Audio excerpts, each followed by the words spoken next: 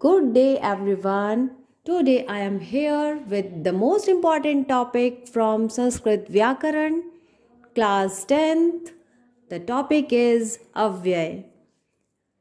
और सबसे पहले हम चर्चा करते हैं शब्द के बारे में. शब्द दो प्रकार के होते हैं, विकारी शब्द और अविकारी शब्द.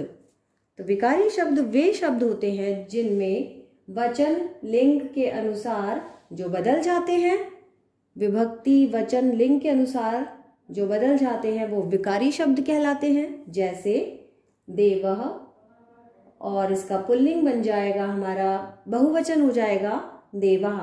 देव जो है हमारे पुल्लिंग शब्द रूप होते हैं, ठीक है. और वदति, तो इसका बहुवचन हो जाता है वदंती.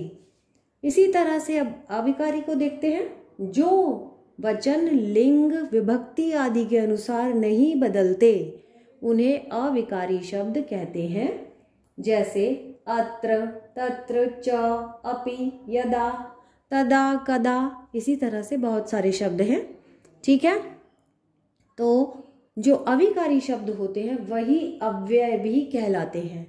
अव्यय का मतलब भी यही होता है कि जिनमें कोई परिवर्तन ना हो, ठीक है. अब हम देखते हैं कि अव्यय किसे कहते हैं. जो व्यय ना हो, यानी कि जिसमें कोई भी परिवर्तन ना हो. व्यय का मतलब होता है कि कोई भी चीज खर्च ना हो, उसे अव्यय कहते हैं. जैसे कुत्र, अत्र, यत्र, सर्वत्र. हम किसी भी तरह से किसी भी वाक्य में इनका प्रयोग करें, ये नहीं बदलते, ऐसे ही लिखे जाते हैं ना. तो अब हम अव्यय की परिभाषा देखेंगे. वे शब्द जो सर्वदा एक जैसे रहते हैं उन्हें अव्यय कहते हैं. सदृशम त्रिषु लिंगेषु सर्वासु च विभक्तिषु वचनेषु च सर्वेषु यन्न व्येति तदव्ययम्.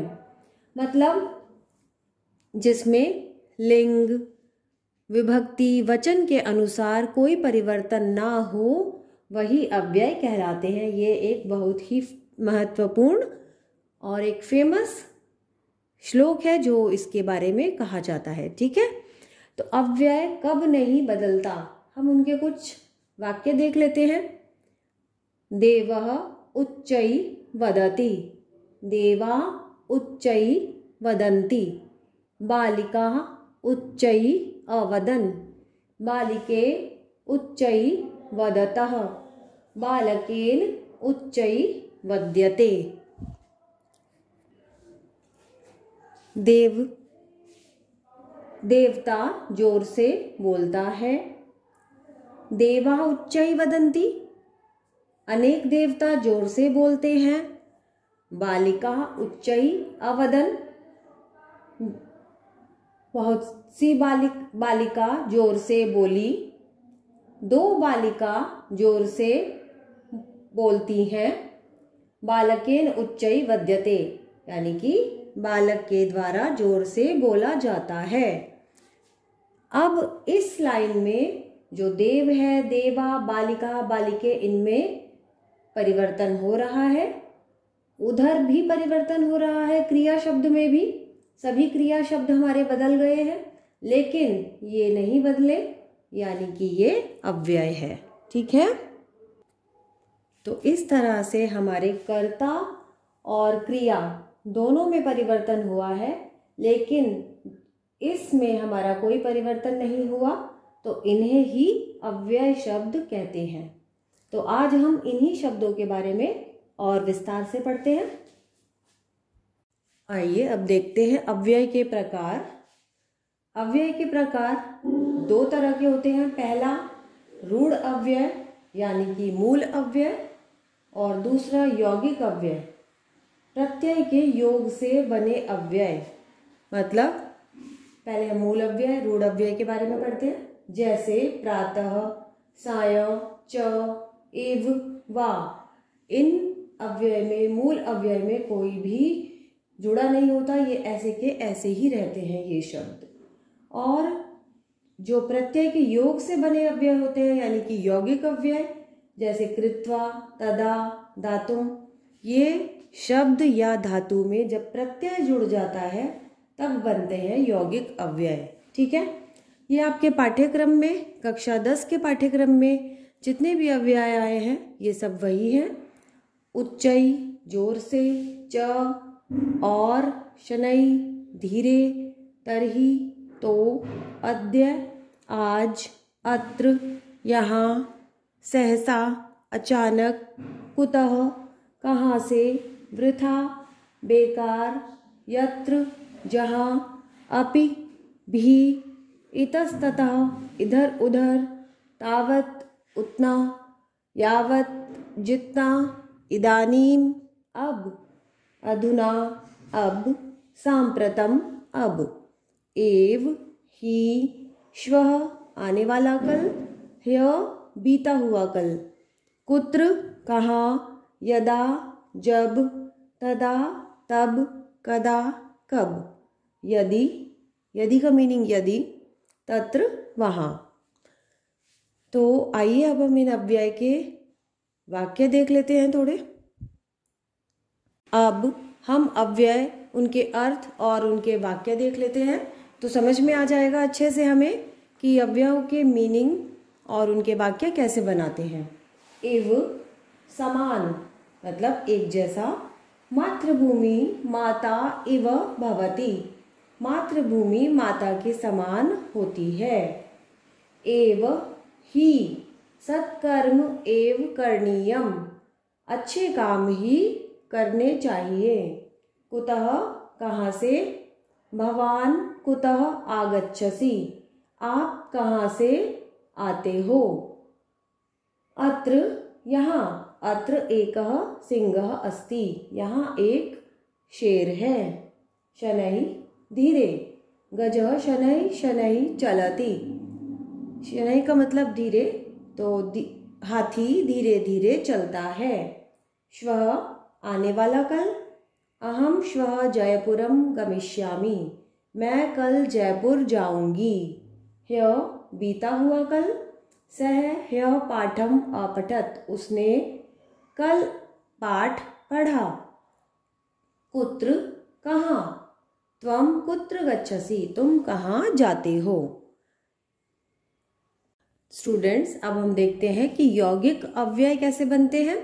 इससे पहले हमने देखे थे रूढ़ अव्यय और उनके अर्थ, वाक्य प्रयोग। अब हम देखते हैं यौगिक अव्यय बनते कैसे हैं। तो ये होते हैं प्रत्यय, और जैसे कि पहला है कत्वा, इससे बनेंगे हमारे शब्द धातु रूप। धातु में जब ये हमारे प्रत्यय का हम योग कर देंगे, उनको उनसे मिला देंगे, तो हमारे यौगिक अव्यय कहलाते हैं। पठित्वा ज्ञात्वा, तुमुन दातुम पठितुम, ल्यप आगम्य प्रविश्य, दा यदा तदा कदा, थाल, इसमें ल का लोप हो जाएगा, इसमें था हमारा शेष बचेगा।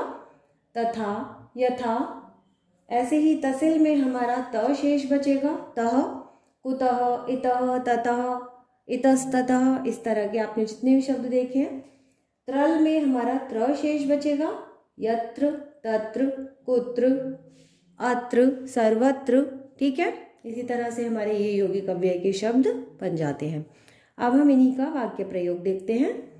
ज्ञात्वा, तो हमने पहला शब्द लिया है कत्वा प्रत्यय से, ज्ञात्वा।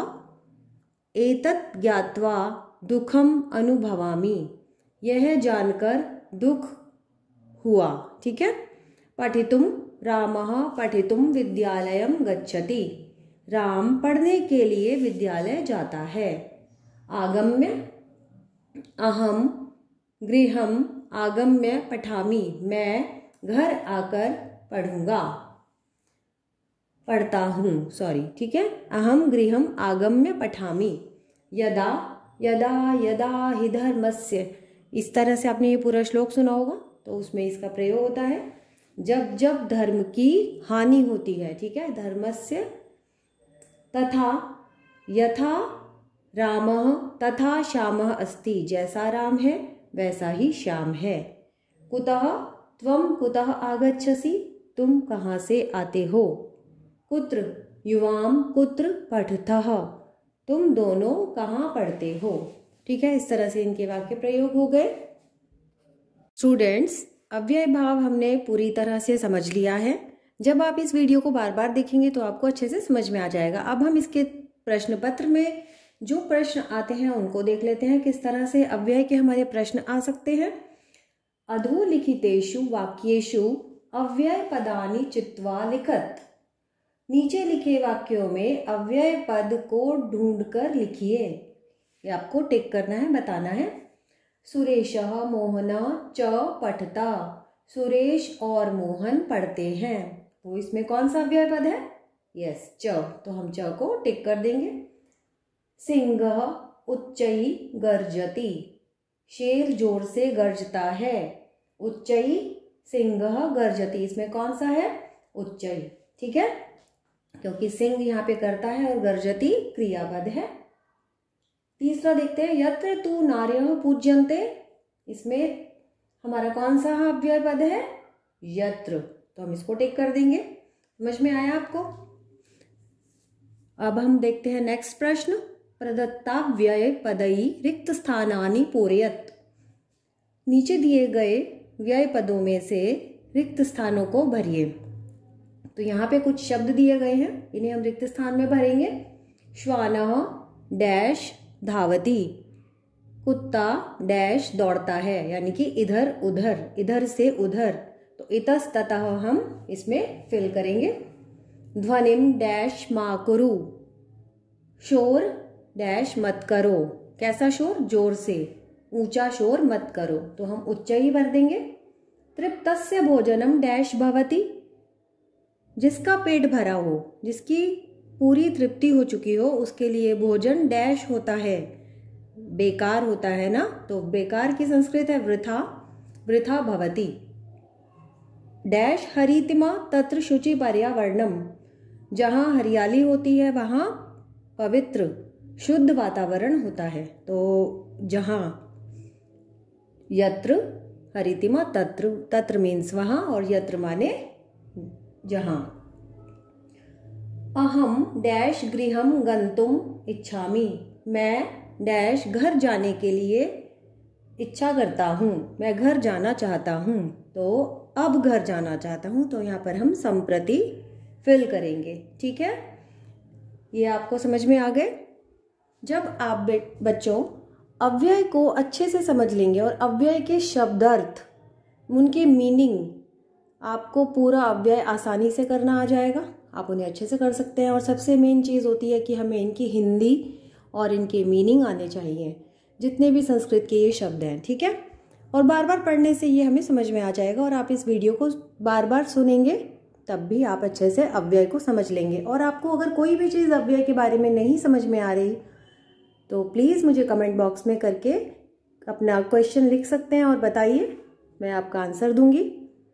And do subscribe my channel for more videos. Thank you.